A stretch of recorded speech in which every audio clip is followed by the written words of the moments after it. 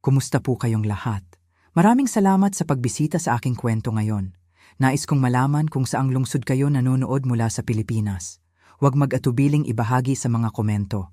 Ngayon, hayaan ninyong dalhin ko kayo sa aking kwento. Ang pangalan ko ay Maria. Kailangan kong ikwento sa inyo ang isang kwento. Isang kwento na matagal ko nang itinatago at sa tingin ko, panahon na upang ilabas ito. Ito ay kwento tungkol sa pamilya, tungkol sa pagtataksil, at tungkol sa kung paano ang katotohanan minsan ay maaaring maging mas komplikado at mas masakit kaysa sa mga kasinungalingan na sinasabi sa atin. Hindi ito madaling kwento. Kaya naman, sana ay maging matiyaga kayo sa akin. Lagi akong ang tahimik. Kung si Isabel, ang aking kambal na kapatid, ay ang araw, kung gayon ako ay ang buwan, nakikita lamang dahil sa sinag nito na nagmumula sa kanya. Si Isabel ay ipinanganak na may apoy sa loob niya, isang nakasisilaw, mapagkakatiwalaang enerhiya na humihigop sa lahat ng tao sa kanyang paligid. Noong bata pa kami, siya ang umaakyat sa pinakamataas na puno, ang nangunguna sa mga laro sa kapitbahayan, ang kanyang tawa ay umaalingaw-ngaw sa kalye. Ako ang nasa duyan sa terasa na may hawak na libro, nanonood, laging nanonood. Ang aming mga magulang, oo, sila rin ay umiikot sa kanya. Hindi man lang nila sinubukang itago ang kanilang paboritismo. Ito ay isang simpleng katotohanan na hindi mababago sa aming tahanan, tulad ng umuugong na pangatlong hakbang sa hagdan o ang tumatagas na gripo sa kusina. Si Isabel ang kanilang golden child, ang palagi nilang ipinagmamalaki sa mga kaibigan at kamag-anak. Narinig niyo na ba? Si Isabel ang naka-score ng panalong goal sa kanyang laro sa soccer. Madalas na magyayabang ang aking ama sa telepono. Si Isabel na naman ang nasa honor roll. Madalas na sasabihin ng aking ina sa mga pagtitipon ng pamilya na may malaking ngiti. At ako? Sa tuwing nababanggit ang pangalan ko sa usapan, madalas ito ay bilang isang talababa lamang. Si Maria rin. Okay naman siya. Tahimik lang. Ang mga isyu sa kalusugan ko noong bata pa ako ay hindi nakatulong. Habang si Isabel ay nakakakuha ng mga tropeyo sa sport, ako naman ay nakakakuha ng mga appointment sa doktor. Isang kaso ng pulmonya noong isang taglamig, matinding hika sa susunod. Pakiramdam ko, ang aking katawan ay kasing tahimik at kasing fragile ng aking personalidad. Ang pag-aalala ng aking mga magulang ay tila laging may bahid ng mahinang, pagod na buntong hininga ng pagkabigo. Ako ang mas mababang kambal, ang hindi makasabay. Naaalala ko pa ng malinaw ang aming 8 kaarawan. Tila isang pelikula na maaari kong ulit-ulitin sa aking isipan. Nagkaroon kami ng karaniwang pinagsamang selebrasyon sa likod bahay na may isang sheet cake na may nakasulat na pangalan naming dalawa sa frosting. Ang kay Isabel ay nakabold na pink na pilipit at ang sa akin ay mas maliit, maayos na asul. Nang dumating ang oras para sa malaking regalo, inilabas ng aking ama ang kay Isabel, isang makintab na 10-speed na bisikleta ng Hercules. Ito ay kulay pulang mansanas na may mga pilak na tassel sa manibela na kumikinang sa araw. Lahat ng mga bata ay napasinghal. Si Isabel ay sumigaw sa purong kagalakan at sumakay. Ang kanyang blonde na ponytail ay humahagibis sa likuran habang mabilis siyang umiikot sa damuhan. Isang perpektong larawan ng isang perpektong anak. Pagkatapos, ang aking ina ay lumabas ng bahay, dala ang aking regalo. Ito ay isang malaking aklat na nakabalat sa katad, isang antolohiya ng mga klasikong tula. Ito ay isang magandang libro, ngunit sa sandaling iyon, tila ito ay isang pampalubag loob na premyo. Mas bagay ito sa iyo, Maria, sabi niya, habang tinatapik ang aking ulo. Ang ngiti ng ina ay mabait, ngunit ang kanyang mga salita ay tila isang hawla. Maaari mo itong basahin sa loob habang ang iyong kapatid ay naglalaro sa labas. Tiningnan ko ang aking ama. Nakatingin siya kay Isabel. Ang kanyang mukha ay nagniningning sa purong, walang kapantay na pagmamalaki.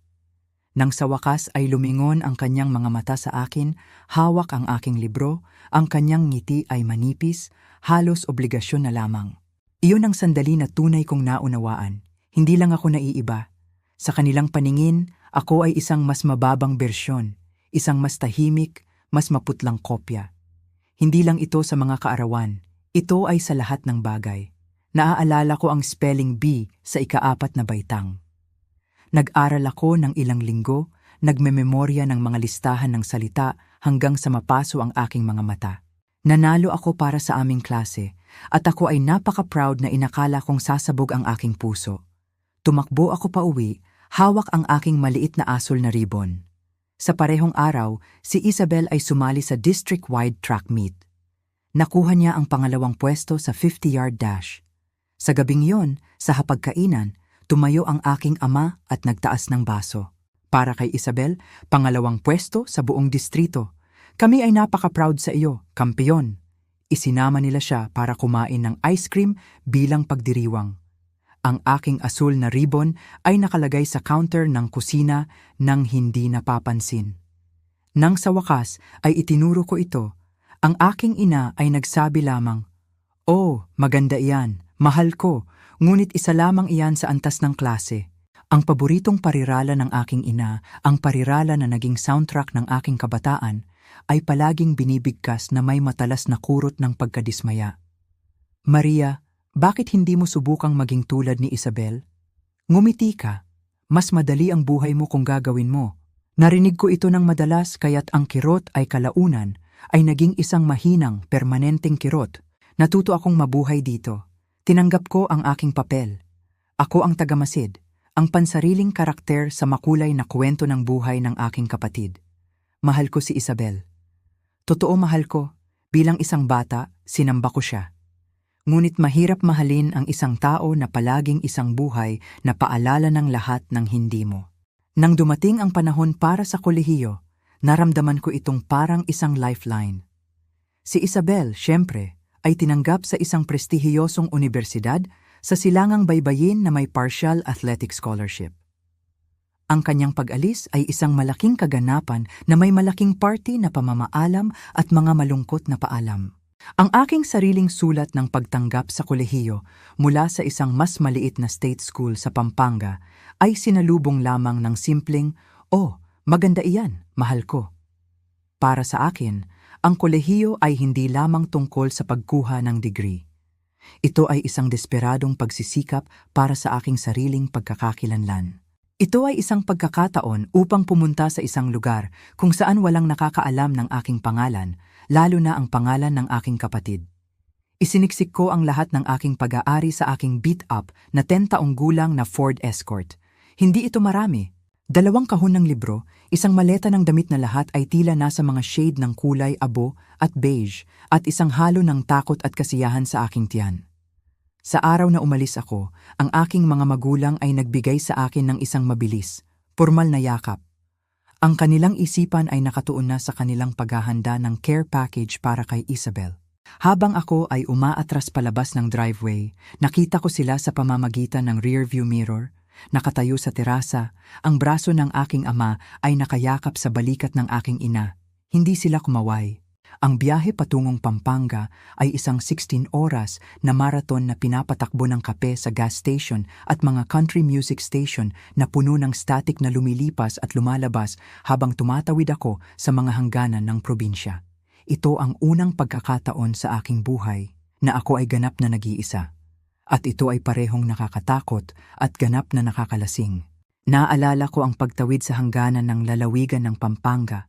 Nakikita ang malaking welcome sign sa Pampanga at humihinto sa gilid ng kalsada. Umiyak lang ako doon sa aking kotse. Ang makina ay kumakalansing at umiyak ako. Hindi malungkot na luha, kundi luha ng purong walang kapantay na ginhawa. Nakamit ko na, malaya na ako.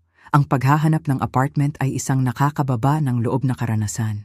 Tiningnan ko ang madilim, malungkot na lugar na may amoy ng lumang sigarilyo na nakaluto sa mga pader. Sa wakas ay nagpasya ako sa isang third-floor walk-up sa isang maingay na gusali na may disenteng sikat ng araw at mga pader na kulay mahinang tsaa. Ang may-ari ng lupa, isang lalaki na nagngangalang Mr. Santos na may permanenteng mukha na nakasimangot, ay ibinigay sa akin ang mga susi na may ungol. Ang unang gabi sa walang laman na apartment na iyon ay isa sa pinakamahaba sa aking buhay. Ang katahimikan ay isang pisikal na bagay na bumibigat sa akin mula sa lahat ng panig. Nag-order ako ng pizza na hindi kumakain at umupo lang sa sahig, pinapanood ang mga ilaw ng mga dumaraang kotse na nagpinta ng mga guhit sa kisame. Nagtataka kung nakagawa ako ng isang kakilakilabot, hindi mababago na pagkakamali. Ngunit pagkatapos ay nagsimula ako sa aking mga klase upang maging isang guro. At dahan-dahan, matiyaga, nagsimula akong bumuo ng isang buhay sa Pampanga. Hindi ako ang tahimik na kapatid ni Isabel. Ako lamang si Maria. Ako ang batang babae na palaging maayos ang kanyang mga tala, ang maaasahan para sa isang study group. Nakagawa ako ng ilang mga kaibigan, tentative connections sa sa mga textbook at kape. At noong nagsimula ako sa aking student teaching, nahanap ko ang aking layunin. Ang mga bata, sa kanilang mga magulo, walang filter na katapatan, ay hindi nagmamalasakit kung ako ay palabas o popular. Nagmalasakit sila na ako ay mabait. Nagmalasakit sila na ako ay nakikinig. Nagmalasakit sila na maipapakita ko sa kanila ang mahika ng pagbabago ng mga letra sa pahina tungo sa mga kwento sa kanilang mga ulo. Hindi ko malilimutan ang unang pagkakataon na ang isa sa aking mga estudyante, isang mahiyain na batang babae na nagngangalang Luz, ay sumulat sa akin ng isang tala na nagsasabing, "Ikaw ang pinakamahusay na guro." Tiniklop ko ang papel na iyon at itinago ito sa aking wallet sa loob ng maraming taon. Ito ang unang tropeyo na nakuha ko. Pagkatapos ng graduation, nakakuha ako ng trabaho bilang guro sa isang magandang elementarya sa isang tahimik na suburb ng Angeles City. Ang buhay ay naging isang magaan, predictable na ritmo. Ito ay isang maliit na buhay, isang simpleng buhay, ngunit ito ay akin. At pagkatapos ay dumating si Arthur, ang aking asawa, at ginawang maganda ang aking maliit, simpleng buhay. Nakilala ko siya sa pamamagitan ng isang kaibigan mula sa trabaho. Sinubukan niyang ipakilala ako sa kanya sa loob ng maraming buwan at palagi akong magalang na tumatanggi. Nakakatakot ang ideya ng pakikipag-date, ngunit siya ay mapilit. Siya ay isang mabuting tao, Maria. Tahimik tulad mo. Umupo lang ako doon na nakapako, hindi makagalaw. Habang si Arthur ay kalmadong tumayo, pinunasan ang kanyang bibig gamit ang napkin at naglakad papunta sa pinto sa harap. Narinig ko ang pagpihit ng kandado, narinig ko ang pagbukas ng pinto, at pagkatapos ay narinig ko ang tunog na mag-aabang sa aking mga bangungot sa darating na mga buwan. Ang kumpiyansa, matagumpay na tunog ng mga takong sa aming kahoy na sahig. Si Isabel ay pumasok sa aming silid-kainan. Siya ay isang tanawin sa isang matalas, mamahaling pulang damit. Ang kanyang buhok ay perpekto, ang kanyang makeup ay perpekto, at isang malawak na mapanirang ngiti ay nakalagay sa kanyang mukha. Dumiretso siya kay Arthur, ang aking asawa, at ipinulupot ang kanyang braso sa kanya na parang siya ay nararapat doon. Hindi siya umalis. Nakatayo lang siya doon, parang estatwa, ang kanyang mukha ay isang walang ekspresyon na maskara. Tumingin si Isabel sa akin, ang kanyang mga mata ay nag-sweep sa aking simpleng damit, ang aking natigilan na bahira ng luha na mukha. Lumawak ang kanyang ngiti, isang malupit, kontento na guhit ng pulang lipstick. Sina Arthur at ako ay magpapakasal, inanunsyo niya. Ang kanyang boses ay puno ng smug satisfaction na nagpasuka sa akin. Nawala ang sahig sa ilalim ko. Hinigpitan ko ang gilid ng mesa sa hapagkainan upang hindi bumagsak. Ang aking kapatid, ang aking asawa, ang dalawang sentral na haligi ng aking buhay ay nagkutsahan upang sirain ako. Tumingin ako mula sa masayang mukha ni Isabel patungo sa walang laman na mukha ni Arthur. Naghahanap ng anumang palatandaan na ito ay isang masamang biro, isang kakilakilabot na pagkakamali. Walang anuman. Pagkatapos ay muling nagsalita si Isabel, ang kanyang boses ay parang matamis na lason na pinihit ang kutsilyo. Hindi ito biro, Maria. Lagi kang nabubuhay sa anino ko. Sa tingin ko, oras na para manatili ka doon ng tuluyan. Ang mga sumunod na linggo ay isang kulay abo, mabuhok na alaala. Parang pinapanood ko ang aking buhay na nangyayari sa ibang tao mula sa malayo. Ang proseso ng diborsyo ay brutal na mahusay. Gusto ni Arthur na tapusin ito ng mabilis at wala akong kalooban na lumaban. Isang makapal na Manila envelope ang dumating sa pamamagitan ng courier kinabukasan, naglalaman ng mga papeles ng diborsyo. Ang kanyang abogado, isang lalaki na may malamig, walang personal na boses sa telepono, ay ipinaliwanag ang mga tuntunin ng kasunduan. Ito ay mapagbigay. Binibigyan niya ako ng karamihan ng aming ipon, higit sa kalahati. Sa oras na iyon, inisip ko na ito ay pera para sa pagkakasala. Pinirmahan ko ang lahat ng inilagay niya sa harap ko. Ang aking kamay ay gumagalaw na parang automaton. Gusto ko lang na matapos na ito. Ang pinakamahirap na bahagi ay ang pag-alis sa aming tahanan. Bawat bagay ay isang landmine ng alaala. Habang isinusulat ko ang aking mga libro, nakakita ako ng isang kupas na resibo na ginamit niya bilang bookmark mula sa aming unang anibersaryo ng kasal. Sa aparador, nakakita ako ng lumang malambot na sweatshirt niya na palagi kong suot tuwing linggo nang walang ginagawa. Bawat bagay ay isang bagong tusok ng pagtataksil. Nag-arkila ako ng mga movers dahil hindi ko kayang makita muli si Arthur. Iniwan ko ang susi ng bahay sa counter ng kusina at lumabas ng pinto nang hindi tumitingin pabalik, iniiwan ang 10 taon ng aking buhay. Nakakita ako ng maliit, walang kaluluwang apartment sa isang malaking anonymous complex sa kabilang bayan. Sa unang buwan, ang mga kahon ng gamit ay nanatiling isang hindi nabuksan na kuta sa aking sala. Hindi ko magawang i-unpack ang mga labi ng isang buhay na wala na. Tumawag ako para magkasakit sa trabaho, sinabi sa principal na mayroon akong trangkaso.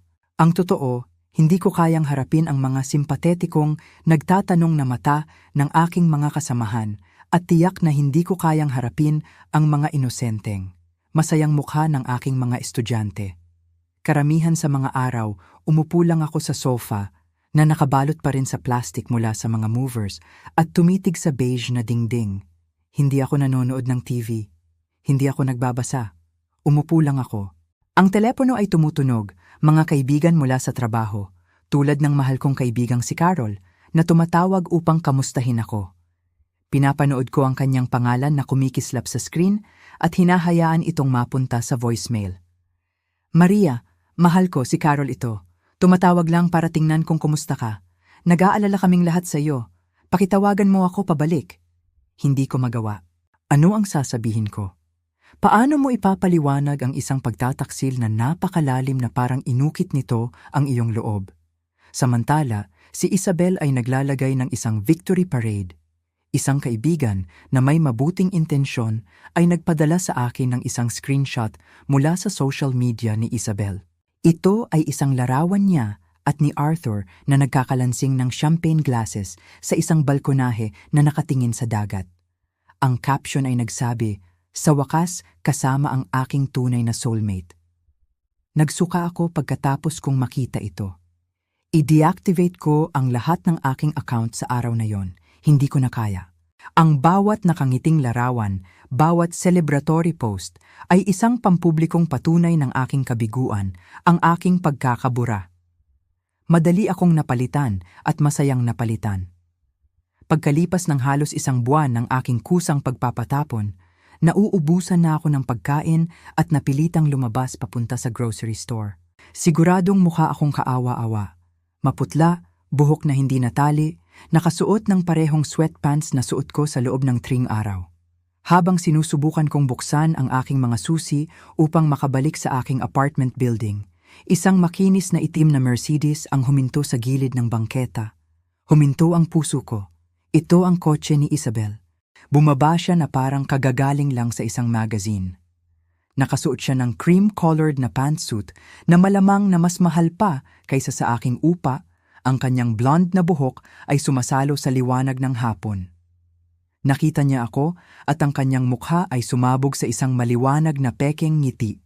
"Maria," tawag niya. Ang kanyang boses ay nakakagambalang maliwanag at masigla, na parang wala siyang nagawang mali. "Kumusta ka?" Tumayo lang ako doon. Hawak ang aking isang bag ng groceries, gatas, tinapay, isang lata ng sabaw. Naramdaman ko ang pagiging maliit at kaawa-awa sa ilalim ng kanyang makintab na tingin. "Anong gusto mo, Isabel?" Tanong ko. Ang aking boses ay garalgal dahil sa hindi paggamit. Naglakad siya patungo sa akin, ang kanyang mga takong ay lumilikha ng isang mapagmataas na ritmo sa pavement. Huminto siya ilang talampakan ang layo, ang kanyang ngiti ay perpektong nakalagay pa rin. "Gusto ko lang kamustahin ka, baliw ka," sabi niya, ang kanyang tono ay puno ng pekeng pag-aalala. "Siguradong napakahirap nito para sa'yo. Gusto kong malaman mo. Nandito ako para sa'yo kung kailangan mo ng kahit ano." Ang katapangan nito, ang tanging nakakagulat na nerve, ito ay napaka-insulto, napakalalim na kalupitan na may pumutok sa loob ko. Ang hamog ng manhid na depression ay nagsimulang mag-burn off, napalitan ng isang mainit, puting mainit na galit. "Nandito ka para sa akin," sabi ko, ang aking boses ay mababa at nanginginig sa galit na hindi ko alam na taglay ko. "Nakatayo ka doon sa iyong mamahaling suit matapos mong pasabugin ang buhay ko at nagpapanggap kang nag-aalala." Ang kanyang ngiti ay humigpit sa mga gilid. "Hindi, Maria, huwag kang maging dramatic." "Dramatic?" Halos tumawa ako. "Ito ay isang hilaw, pangit na tunog. Ang mahalaga, Isabel, ay ang pagtataksil mo sa akin. Tinaksil mo ang sarili mong kapatid. Kinuha mo ang aking asawa, ang aking tahanan, ang aking buhay, at ngayon ay mayroon kang kapal ng tumayo rito at ialok sa akin ang iyong awa. Umalis ka. Lumayo ka sa akin." Sa unang pagkakataon, ang kanyang maskara ay ganap na nadulas. Ang pekeng simpatiya ay nawala at ang kanyang mga mata ay naging malamig, matigas na mga piraso ng yelo. Ang tunay na Isabel ay sa wakas ay nahayag. "Sige," siya ay sumitsit. Ang kanyang boses ay bumaba sa matamis na pretense. "Maging martir ka. Bumangon ka sa iyong miserable na maliit na buhay. Ngunit huwag mong asahan na ako ay makikiusap sa iyo." Naglakad siya palayo, ang kanyang boses ay isang nakalalasong bulong. "Lagi kang mahina, Maria. Ikaw ay marupok. Kaya naman umaalis ang mga tao sa iyo. Kaya naman pinili ka ni Arthur. Gusto niya ng malakas na babae, hindi isang sirang ibon." Tumalikod siya at naglakad pabalik sa kanyang kotse. Iniwan akong nakatayo doon sa pavement. Ang kanyang mga salita ay nakalawit sa hangin na parang gas. Mahina, marupok, ang mga lumang insulto, ang mga lumang label. Ngunit sa pagkakataong ito, hindi nila ako ginawang umiyak. Ginawa nila akong gustong lumaban. Ang kalupitan ni Isabel ay ang hindi inaasahang spark na nagpapaputok ng apoy sa akin. Ang paghiga sa aking sofa, natatalo, ay eksakto ang gusto niya. Ito ang palaging inaasahan ng aking mga magulang. Ito ang papel na ginampanan ko sa buong buhay ko. At sa sandaling iyon, nakatayo sa labas ng aking malungkot na maliit na apartment, nagpasya ako na tapos na akong gampanan ng papel. Sa Lunes, naghilamos ako, nagsuot ng aking pinakamagandang damit pang trabaho at bumalik sa paaralan. Ang paglalakad sa hallway ay parang paglalakad sa isang mahigpit na lubid. Naramdaman ko ang mga hagdan, narinig ko ang mga bulong-bulungan na humihinto habang ako ay dumadaan. Ang aking kaibigang si Carol ay sumugod sa aking tabi. Ang kanyang mukha ay isang halo ng kaginhawaan at pag-aalala. "Maria, oh Diyos ko, okay ka ba?" Binigyan ko lang siya ng maliit na mahigpit na ngiti. "Magiging okay ako," sabi ko, at sa unang pagkakataon, halos naniwala ako dito. Sa linggong iyon, ginawa ko ang tawag. Nakahanap ako ng therapist, isang babae na nagngangalang Dr. Reyes. Ang aking unang sesyon ay isa sa pinakamahirap na oras sa aking buhay. Umupo ako sa kanyang malambot na sofa, pinihit ang isang tissue sa aking mga kamay, at sa unang 20 minuto, hindi ako makapagsalita. Pagkatapos, ang dam ay nabasag. Sinabi ko sa kanya ang lahat tungkol sa pagiging shadow twin. Tungkol sa aking mga magulang, tungkol sa tahimik na pag-ibig ni Arthur at ang nakakagulat na pagtataksil niya, tungkol sa mapagtagumpay na ngiti ni Isabel. Umiyak ako hanggang sa wala na akong luha. Si Dr. Reyes ay nakinig lamang ng matiyaga at nang matapos ako, sinabi niya ang isang bagay na nanatili sa akin. "Maria, matagal mo nang dinadala ang bigat ng mga kahulugan ng ibang tao tungkol sa iyo. Siguro, oras na para isulat mo ang sarili mong kahulugan.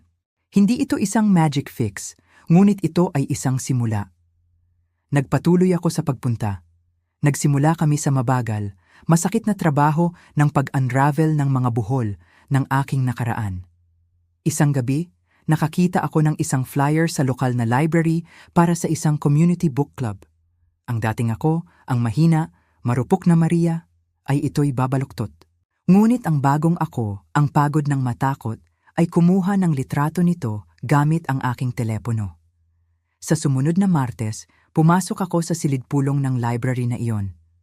Bumubulwak ang aking puso. Umupo ako sa isang upuan sa sulok, nagpaplanong makinig lamang.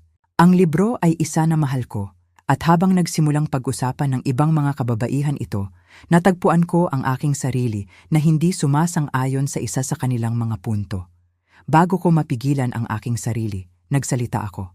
Sa totoo lang, nakita ko ang motibasyon ng karakter na iyon ng bahagya na iiba. Sabi ko, ang aking boses ay halos isang bulong. Lahat ng mga mata ay tumingin sa akin. Ipinaliwanag ko ang aking punto, inaasahan na ito ay itatapon nila. Ngunit sa halip, isang babae sa kabilang dulo ng mesa ang ngumiti. Iyan ay isang tunay na kawili-wiling pagkuha. Hindi ko naisip na ganoon. Ito ay isang maliit na bagay, isang maliit na tagumpay, ngunit ito ay naramdaman na monumental. Nakakagawa ako ng mga bagong kaibigan, natatagpuan ko ang aking tinig. Dahan-dahan, matiyaga akong muling itinayo ang aking sarili, hindi sa pundasyon ng pag-ibig ni Arthur o ng pag-apruba ng aking pamilya, kundi sa isang bagay na bago, isang bagay na ganap na akin. Lumipas ang 3 buwan, ang aking buhay ay nakahanap ng isang bagong tahimik na ritmo. Ito ay isang marupok na katatagan, ngunit ito ay akin. Nagtuturo pa rin ako, pumupunta sa therapy, dumadalo sa aking book club. Nagsisimula akong matulog ng buong gabi muli. Ang sakit ay naroon pa rin. Isang patuloy na mahinang kirot sa aking dibdib. Ngunit hindi na ito nakakakain sa akin. Nakakaligtas ako. Pagkatapos, sa isang ordinaryong Martes ng hapon, lahat ay muling nagbago. Nasa silid-aklatan ako pagkatapos ng huling kampana, nag-aayos ng mag-ayos ng tumunog ang aking cellphone. Ito ay isang hindi kilalang numero na may lokal na area code. Muntik ko na itong pabayaan sa voicemail, ngunit may nagtulak sa akin na sagutin ito. Hello, maaari ko bang makausap si Miss Maria Carter? Ang boses ay lalaki, propesyonal at malungkot. Ito ako, sabi ko, isang kislap ng pagkabahala ang bumabagabag sa akin. Miss Carter, ang pangalan ko ay David Allen. Ako ay isang abogado sa firm na Allen & Associates, paumanhin sa hindi inaasahang tawag. Tinatawagan kita ngayon tungkol sa iyong dating asawa, si Arthur Jensen. Ang aking dugo ay lumamig. Ako ay lumubog sa aking upuan sa mesa. Bakit tatawag ang abogado ni Arthur sa akin? Maayos ba ang lahat? Tanong ko. Ang aking boses ay biglang naging mahigpit. May isang post sa kabilang linya, ang uri ng mabigat na katahimikan na nauuna sa mga kakilakilabot na balita. Miss Carter, sabi ng abogado, ang kanyang boses ay banayad ngunit matatag. Ikinalulungkot kong ipaalam sa iyo na si Mr. Jensen ay biglang pumanaw kagabi. Ang silid-aklatan sa paligid ko ay tila nagwarping at naglaho. Ang makukulay na poster sa dingding ay lumabo. Pumanaw, si Arthur, hindi ito makatuwiran. Siya ay bata pa, malusog. Ano? Hingal ko ang salita, isang bugso ng hangin. Paano? Anong nangyari? Isang kondisyon sa puso, sabi ko, paliwanag niya. Ito ay napakabiglaan. Lubos akong nalulungkot sa iyong pagkawala. Ang aking isipan ay isang magulong bagyo ng kawalan ng paniniwala at pagkalito. Pagkawala. Hindi na siya akin para mawala. Ngunit ang balita ay tumama sa akin ng may lakas ng pisikal na suntok. Si Arthur ay wala na. Bakit? Bakit mo ako tinatawagan? Staggered ko. Nag-update si Mr. Jensen ng kanyang kalooban ilang buwan na ang nakakaraan, hindi nagtagal matapos ma-finalize ang inyong diborsyo, sabi ni Mr. Allen. Nagbigay siya ng napaka-espesipikong mga tagubilin para sa akin na direktang makipag-ugnayan sa iyo kung sakaling mamatay siya. Mayroong ilang mga legal na usapin na kailangang pag-usapan, ngunit mas mahalaga, nag-iwan siya ng sulat. Isang sulat na nais niyang tiyakin na makarating sa iyo. Isang sulat para sa akin? Pagkatapos ng lahat ng panahong ito, pagkatapos ng lahat ng katahimikan at kalupitan, nag-iwan siya sa akin ng sulat. Nakikita ko, sabi ko, ang aking boses ay isang walang laman na eko nito. Kailan ako makakapasok? Nagtakda kami ng isang pagpupulong para sa susunod na umaga. Isinara ko ang telepono at umupo lang doon sa aking walang laman na silid-aklatan. Ang hapon na araw ay sumasalamin sa mga blinds na nagbibigay ng mahahabang anino sa sahig. Si Arthur ay patay na at mayroon pa siyang isang huling bagay na sasabihin sa akin. Ang susunod na umaga ay parang surreal. Ang biyahe patungo sa opisina ng abogado sa downtown ay isang malabo. Naaalala ko ang trapiko sa lungsod, ang mga busina, ang mga tao na nagmamadaling lumakad sa mga bangketa. Lahat ng iyon ay parang bahagi ng ibang mundo, isang mundo na normal pa rin. Ang mga opisina ng Allen & Associates ay nasa ika-20 palapag ng isang kumikinang na skyscraper na gawa sa salamin. Ito ang uri ng lugar na amoy pera at pinakintab na kahoy. Umupo ako sa isang malambot na leather chair sa waiting room. Ang aking mga kamay ay mahigpit na nakatiklop sa aking kandungan, ang aking mga buko ay puti. Tumingin ako sa floor-to-ceiling window sa malawak na lungsod sa ibaba, nakakaramdam ng pagiging maliit at ganap na takot. Ano ang maaari niyang isulat sa akin? Isang paghingi ng tawad? Isang paliwanag? Isang huling malupit na pagpihit ng kutsilyo? Matapos ang tila isang kawalang hanggan, isang lalaking may mabait na mukha, nasa 60s na may pilak na buhok at mahinahon na kilos ang lumabas upang batiin ako. Ito ay si David Allen. Miss Carter, salamat sa pagpunta sa maikling abiso, sabi niya habang nakikipagkamay sa akin. Ang kanyang hawak ay matatag at nakaka-assure. Inakay niya ako papasok sa kanyang corner office. Ang mga bookshelf ay nakalinya sa mga dingding mula sa sahig hanggang sa kisame. Nagsignal siya para umupo ako sa isa sa dalawang upuan sa tapat ng kanyang malaki, maayos na mahogany desk. Pakiusap, sabi niya, habang nakaupo rin. Alam kong mahirap ang panahong ito. Ang aking puso ay tumatama sa aking mga tadyang na parang isang nakakulong na ibon. Naghalughog siya ng isang maliit na tumpok ng mga papel sa kanyang desk. Ang tunog ay kumakaluskos sa kung hindi man ay tahimik na silid. Gaya ng nabanggit ko, simula niya, ang kanyang boses ay mahina. Si Arthur ay gumawa ng ilang napaka-espesipikong mga pagbabago sa kanyang kalooban. Maaari nating pag-usapan ang mga legal at pinansyal na detalye ng mana sa madaling sabi, ngunit siya ay determinado sa isang bagay higit sa lahat. Inabot niya ang isang drawer at kumuha ng isang plain white envelope. Isinulat niya ito sa ibabaw ng makintab na ibabaw ng desk hanggang sa ito ay huminto ng diretsyo sa harap ko. Ang pangalan ko Maria ay nakasulat sa harap. Ito ay sulat kamay ni Arthur. Maayos, pamilyar, ang parehong script na pumuno sa mga birthday card at love notes na ibinigay niya sa akin sa loob ng isang dekada. Ipinilit niyang dapat mong matanggap ito bago mapag-usapan ang anumang iba pa, sabi ni Mr. Allen. Ang kanyang huling sulat sa iyo. Pakisadya ang lahat ng oras na kailangan mo. Tumitig lang ako dito. Ang sobre ay tila kumikislap na may sariling buhay. Ang aking mga kamay ay nanginginig habang inaabot ko ito. Ang papel ay pakiramdam malamig at mabigat sa aking pagkakahawak. Sa isang sandali, hindi ko magawang buksan ito. Natatakot ako sa nasa loob, ngunit alam kong kailangan kong gawin. Kailangan kong malaman. Dahan-dahan, gamit ang nanginginig na mga daliri, pinunit ko ang selyo at binuklat ang isang piraso ng papel sa loob. Ang mga salita ay nakasulat sa pamilyar na kamay ni Arthur. Bagaman ang mga letra ay tila bahagyang mas nanginginig kaysa sa naaalala ko. Huminga ako ng malalim, nanginginig at nagsimulang magbasa. Mahal kong Maria, kung binabasa mo ito, ibig sabihin ay nauubusan na ng oras ang aking panahon. Mayroong 1,000 bagay na nais kong sabihin, 1,000 paghingi ng tawad na utang ko sa iyo, ngunit wala akong oras para sa 1,000. May oras lang ako para sa katotohanan. Kaya magsisimula ako sa pinakamahalagang bagay. Ako ay napakasorry. Alam ko ang ginawa ko ay tila napakalupit, hindi mapatawad. Ngunit kailangan mo akong paniwalaan kapag sinabi ko sa iyo na bawat malupit na bagay na ginawa ko, Bawat kasinungalingan na sinabi ko, ginawa ko ito upang protektahan ka. Napilitan akong huminto at basahin muli ang linya na iyon. Protektahan ako? Ang aking hininga ay bumulwak sa aking lalamunan.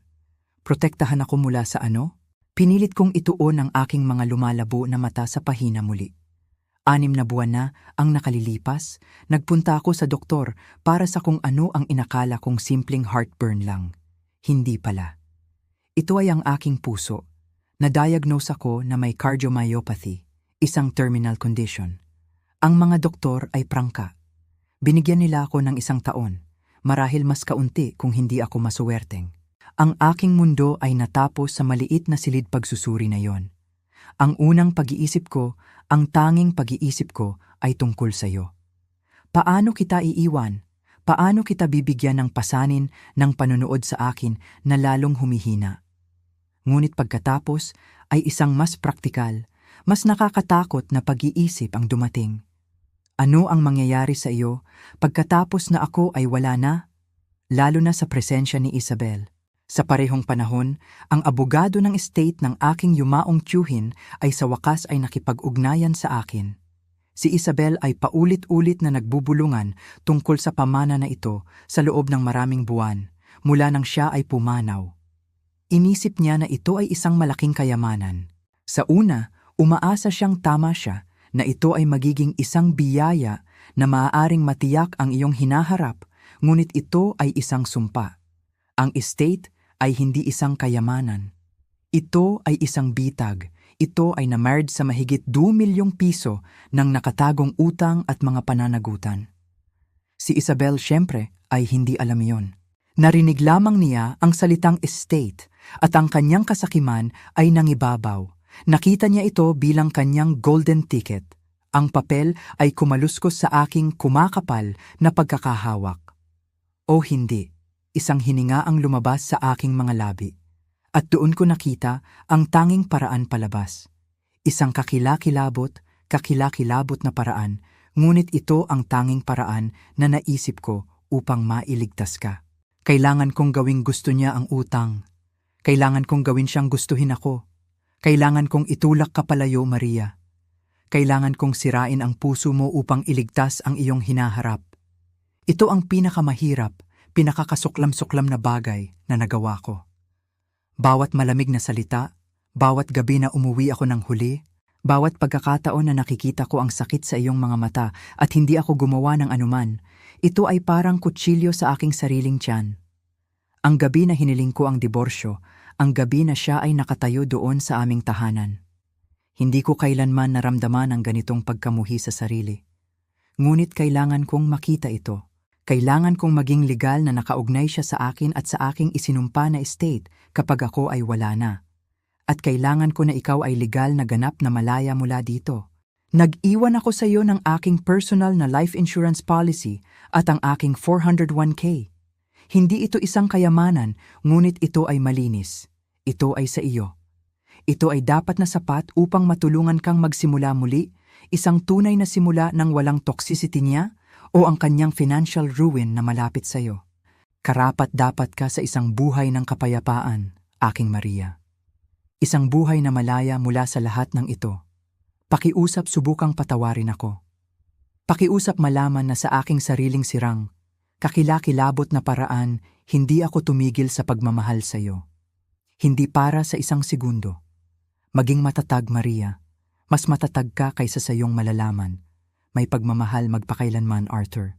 Natapos ko ang sulat at ang mundo ay simpleng nawala. Hindi ako makahinga. Isang tunog, isang hilaw, na sugatang tunog, ang lumabas sa aking lalamunan. Ang sulat ay nahulog mula sa aking mga kamay na walang lakas patungo sa mesa. Ito ay lahat ng isang kasinungalingan. Ang lamig, ang pangangalunya, ang pagtataksil, lahat ito ay isang desperado, trahedya, mapagkalingang gawa ng pag-ibig. Hindi niya ako iniwan. Iniligtas niya ako. Isinakripisyo niya ang kanyang pangalan, ang kanyang karangalan, at ang aking pagmamahal sa kanya upang protektahan lamang ako. Umupo lang ako doon sa tahimik na opisina mataas sa ibabaw ng lungsod. At umiyak ako. Umiyak ako para sa lalaking nawala ko ng 2 beses. Isang beses dahil sa isang kasinungalingan at ngayon magpakailanman dahil sa katotohanan. At ngayon, habang sinasabi ko ito sa iyo, ibinabahagi ang hindi kapanipaniwalang katotohanan na ito. Kailangan kong huminto. Ito ay isang sugat pa rin na nananakit. Ito ay kasing hilaw pa rin ngayon tulad ng noong araw na iyon sa opisina. Kung nakikinig ka pa, kung narito ka pa sa akin, pakiusap tulungan mo ako sa pamamagitan ng pag-like sa video na ito at pag-comment ng numero 1 sa ibaba. Ito ay nagpapaalam sa akin na binigyan mo ako ng like at sinasabi nito sa akin na kasama mo ako sa kamanghamanghang masakit na paglalakbay na ito. Ang iyong suporta ay isang malaking pampalakas ng loob at tunay na nagpapasigla sa akin.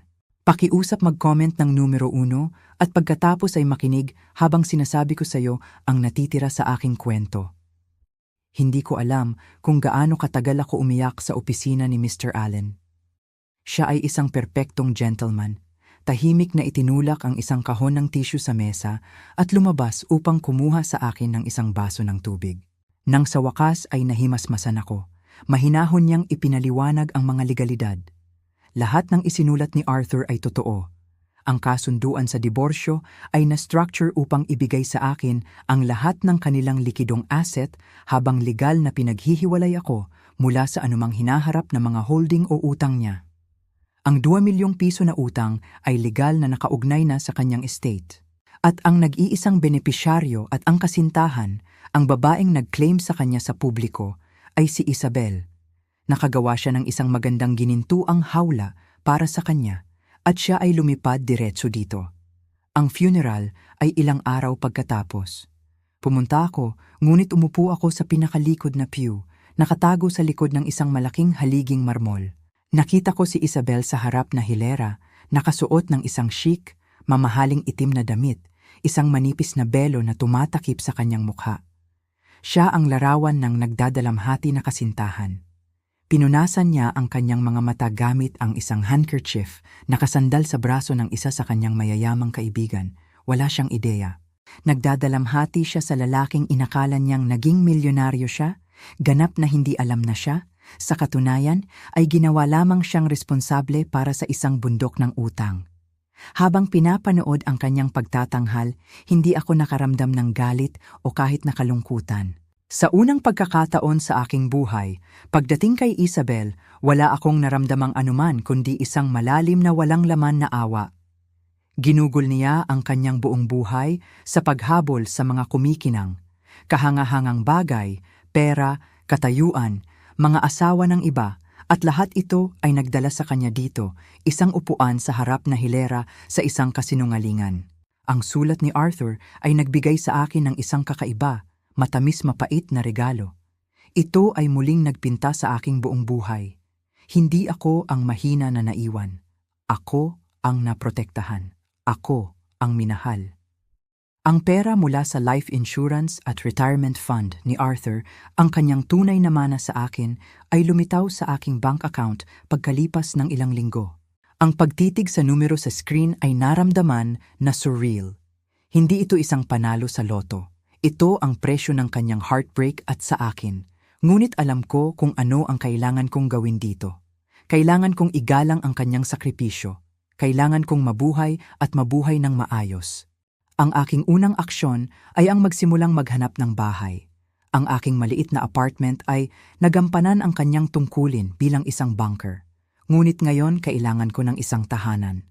Nakakita ako ng isang maliit na bungalow sa isang tahimik na kalye na may mga puno, katulad ng isang ibinahagi namin ni Arthur, ngunit ang isang ito ay mas maliit, mas komportable.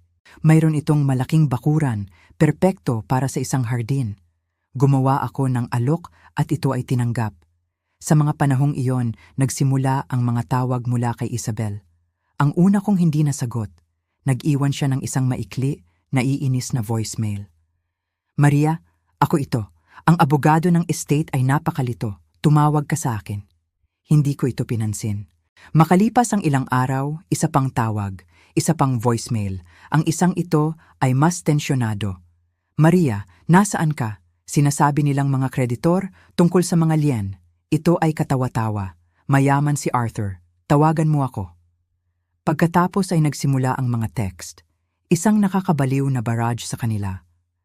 Sabi nila ang estate ay insolvent. Ito ay dapat na isang uri ng pagkakamali. Sigurado kang may alam ka. Sa wakas, isang hapon, habang nag-i-impake ako ng mga kahon sa aking apartment para sa paglipat sa aking bagong bahay, isang email mula sa kanya ang dumating. Ang subject line ay ang aking pangalan lamang, Maria. Ang mensahe ay maikli. Kailangan nating mag-usap. Tawagan mo ako. Tumitig ako sa email ng matagal. Ako ang iyong kapatid. Ang pariralang ginamit niya sa buong buhay ko upang igiit ang aking pagsunod, ang aking katahimikan, ang aking pagpapakumbaba. Ang dating Maria ay makakaramdam ng isang kirot ng pagsisisi. Ang dating Maria ay tatawag sa kanya pabalik, susubukang tumulong, susubukang ayusin ito. Ngunit ang dating Maria ay wala na. Ang huling regalo ni Arthur sa akin ay hindi lamang ang pera. Ito ang katotohanan.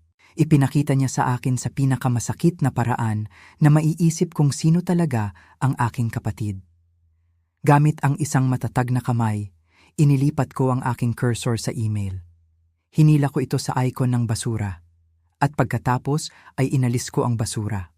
Ang huling cord ay naputol. Ang kanyang kaguluhan ay sa kanya. Wala na itong kinalaman sa akin. 1 taon na ang nakalipas mula noong araw na iyon sa opisina ng abogado. Isinusulat ko ito mula sa sunroom ng aking bagong bahay. Ang aking hardin ay umuunlad. Mayroon akong mga hilera ng kamatis, zucchini at mas maraming rosas kaysa sa alam ko kung ano ang gagawin sa kanila. Ang aking mga kamay ay karaniwang puno ng dumi at hindi pa ako kailanman naging masaya. Nagtuturo pa rin ako. Ang aking mga estudyante ay nananatiling pinakamaliwanag na bahagi ng aking araw. Dumadalo pa rin ako sa aking book club tuwing Martes at ang mga kababaihan doon ay naging aking pamilya. Ang aking kaibigang si Carol ay dumadalaw para sa hapunan tuwing Biyernes. Umiinom kami ng alak at nag-uusap ng ilang oras. Ang aking buhay ay tahimik. Ito ay simple at ito ay ganap na kahangahangang akin. Hindi na ako ang parehong babae na dati. Ang sakit ng nakaraan ay nagpabago sa akin. Ito ay nagukit ng mga bagong linya sa aking mukha, ngunit ito rin ay nagukit ng bagong lakas sa aking kaluluwa. Nagsimula akong gumawa ng mga bagay na ang dating Maria ay matatakot. Sumali ako sa isang hiking group at noong nakaraang buwan ay tumayo ako sa tuktok ng isang bundok at tumingin sa mundo na nararamdaman na maluwalhati, nakakabigla na maliit at makapangyarihan ng sabay. Ang sulat ni Arthur ay nananatili sa akin, nakatago sa isang maliit na kahon na kahoy sa aking aparador. Ito ay isang paalala ng pagiging komplikado ng pag-ibig at sakripisyo, ng mga paraan na maaaring makasakit at makapagpagaling sa atin ang mga tao. At habang nakikipagbuno pa rin ako sa sakit ng kanyang pagtataksil, nararamdaman ko rin ang malalim na pasasalamat para sa pagkakataon na ibinigay niya sa akin na mabawi ang aking buhay. Hindi ko alam kung ano ang nangyari kay Isabel. Pagkatapos kong putulin ang kontak, hindi na ako nakarinig pa sa kanya. Maaari ko lamang isipin na siya ay humaharap sa mga kahihinatnan ng kanyang sariling mga pagpili. Minsan iniisip ko kung natutunan niya ba ang katotohanan, ngunit kadalasan hindi ko siya iniisip. Sa unang pagkakataon sa aking buhay, hindi ako tumitingin sa likuran sa anino ng ibang tao. Nakaharap ako sa araw at nararamdaman ko ang isang bagay na inakala kong nawala na magpakailanman, pag-asa. Isang tahimik, matatag at matatag na pag-asa para sa hinaharap. Ang aking hinaharap. Isang kwento kung saan ako na ang humahawak ng panulat. Salamat sa pakikinig sa aking kwento. Ito ay nangangahulugan ng higit pa kaysa sa alam mo. Kung may bahagi nito na tumugma sa iyo, kung naramdaman mo na ikaw ay nabubuhay sa anino ng ibang tao, pakiusap ibahagi ang iyong mga saloobin sa ibaba. Ang iyong kabaitan at ang iyong mga kwento ay tumutulong sa lahat sa atin na makaramdam na hindi gaanong nag-iisa. Salamat sa pagiging narito.